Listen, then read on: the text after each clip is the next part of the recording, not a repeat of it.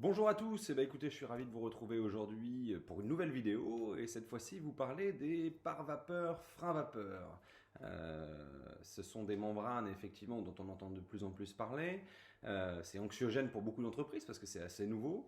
Et donc effectivement par contre elles participent aujourd'hui pleinement à la performance du bâtiment et elle est extrêmement utilisée dans le cadre de la nouvelle réglementation thermique 2012 et future réglementation thermique 2020.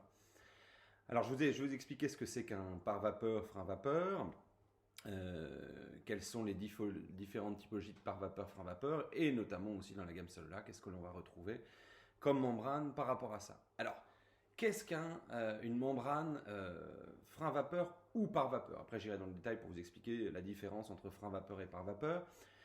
C'est une membrane qui a deux fonctions principales. Un, c'est d'éviter les entrées et sorties d'air parasites du bâtiment. C'est-à-dire que c'est une membrane qui est continue et qui va entourer dans le bâtiment l'ensemble des surfaces chauffées. D'accord? Donc c'est comme si c'était le liner de piscine de la maison pour éviter les entrées et sorties d'air parasites du bâtiment. La deuxième fonction, c'est de limiter la migration de vapeur d'eau que je crée dans la maison dans les parois et ainsi pérenniser l'isolant, puisque derrière j'ai un isolant. Donc effectivement, le fait de le protéger de la vapeur d'eau, je vais le pérenniser, lui donner une durabilité beaucoup plus importante. Vous imaginez bien que de la vapeur d'eau qui irait dans un isolant, un, c'est conducteur de froid, deux, ça pourrait faire tasser l'isolant, tout simplement. Et donc, c'est pour ça qu'effectivement, il est important et de plus en plus important d'utiliser une membrane frein-vapeur ou pare-vapeur. Voilà pour vous expliquer les deux grandes fonctions. Alors pourquoi éviter la migration de vapeur d'eau aussi? Parce que dans une maison, vous créez entre 7 et 14 litres de vapeur d'eau, une maison de 4 personnes. Donc c'est conséquent parce qu'on cuisine, parce qu'il y a les plantes qui diffusent elles-mêmes de la vapeur d'eau, nous-mêmes on transpire, les douches, etc. Donc je vais les freiner avec ma membrane frein-vapeur et ensuite c'est mon système de ventilation qui va réguler aussi le taux d'humidité dans l'air intérieur de la maison. Donc trois éléments principaux et qui fonctionnent ensemble dans la maison, l'isolant, la membrane par vapeur, frein-vapeur et le système de ventilation. L'un ne va pas sans l'autre. Alors, il y a une notion technique importante à retenir parce que elle va déterminer le type de membrane que vous allez utiliser en fonction du type de paroi, puisqu'il y a plusieurs pare-vapeur ou frein-vapeur existants sur le marché, en fonction, qu'il va falloir adapter en fonction de la paroi. Et ça, c'est extrêmement important. Alors, je voudrais vous expliquer cette petite notion qui s'appelle la valeur SD. La valeur SD, c'est ce qui détermine la perméance à la vapeur d'eau de la membrane, c'est-à-dire effectivement la vitesse à laquelle la vapeur d'eau va passer au travers de la membrane. Alors on fait un petit schéma qui est tout bête mais qui permet de comprendre les choses. On imagine, donc là on est côté chaud du bâtiment, à l'intérieur de la maison, on a notre membrane et on imagine deux molécules de vapeur d'eau, des petites bulles. Une face à l'écran, une face à rien du tout. Elles sont sur la même ligne de départ et puis elles vont toutes les deux faire une course. Je leur donne le top départ, elles vont toutes les deux avancer et celle-ci va se retrouver bloquée par la membrane et va essayer de passer au travers de la membrane, tandis que celle-ci va parcourir une distance. Ça veut dire quoi? Plus celle-ci aura parcouru de distance, plus il aura été compliqué pour la vapeur d'eau de passer au travers de la membrane. Ça veut dire plus la membrane sera fermée.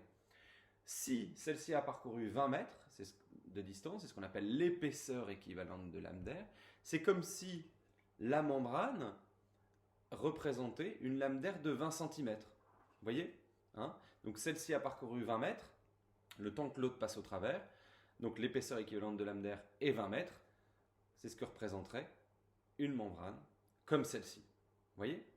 Donc, à nouveau, plus cette valeur SD est importante, plus la membrane est fermée à la diffusion de vapeur d'eau. Alors, quelle est la différence entre les pare-vapeurs et les freins-vapeurs? Un pare-vapeur va complètement bloquer la vapeur d'eau, d'accord? Alors qu'un frein-vapeur va réguler cette vapeur d'eau. Donc, parce qu'on peut avoir une paroi dite perspirante, donc, qui va aussi permettre de réguler la diffusion de vapeur d'eau au travers de cette paroi et moins dépendre du système de ventilation. Alors dans la gamme Cellula, vous allez retrouver différents types de pare-vapeur en fonction des parois. Alors, pour aller à l'essentiel et les principales membranes, lorsque vous allez aménager vos combles, enfin vous avez des combles aménagés, des combles non aménagés, d'accord? ou que vous êtes sur un mur ossature bois avec revêtement extérieur ventilé, c'est-à-dire un bardage, puisqu'il y a une ventilation entre le bardage et le mur, à ce moment-là, il faudra utiliser l'Aérovap SD18+, dont la valeur SD est supérieure à 18 mètres, pour être conforme à la réglementation. Ensuite, si vous allez rénover une toiture, par exemple, et que vous avez déjà vos combles aménagés avec un placo, vous allez enlever les tuiles, l'isolant, il n'est pas possible d'aller mettre un pare-vapeur côté intérieur, puisqu'effectivement, j'ai mon placo.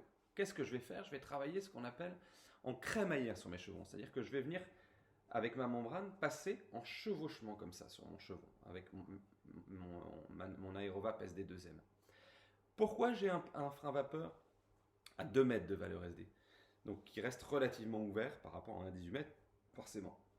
Parce que j'enveloppe mon bois, et donc si effectivement je l'enveloppe de façon avec une membrane trop fermée, eh ben je risque de faire pourrir mes bois. Donc il faut une membrane qui reste relativement ouverte. Ensuite je vais mettre mon isolant entre mes chevrons, et ensuite je mettrai un écran de sous-toiture respirant. D'accord? Alors, vous allez retrouver l'Aérovap Reflex qui va plus être adapté, donc c'est un pare-vapeur très fermé avec une valeur SD de 130 mètres. Il va être adapté si j'ai une paroi extérieure non ventilée, que ce soit en ossature bois ou en maçonnerie. Comme à l'extérieur, j'ai par exemple un enduit directement sur ma paroi, effectivement, mon enduit est très fermé à la diffusion de vapeur d'eau, donc il faudra un pare-vapeur encore plus fermé, tout simplement. Une règle à retenir, c'est qu'il faut toujours que mon pare-vapeur intérieur soit 5 fois plus fermé que mon revêtement extérieur. Ça, c'est extrêmement important à retenir. Ensuite, vous avez d'autres membranes. Vous avez l'Aérovap B. Alors, pourquoi l'Aérovap B? C'est une niche de marché, notamment sur des bâtiments publics. Si j'ai du bardage ajouré côté intérieur, pour des côtés esthétiques, mon pare-vapeur devra avoir un classement Euroclasse B, anciennement M1, faiblement combustible. Donc, je vais utiliser ce produit qui, lui, est Euroclasse B et qui, en plus, est noir pour une question esthétique, puisque je vais le voir. Donc, il faut qu'effectivement, il soit noir. Et puis, on va finaliser par une membrane, je dirais, qui est une vraie spécificité de chez Salola, qui est l'Aérovap Hygromax.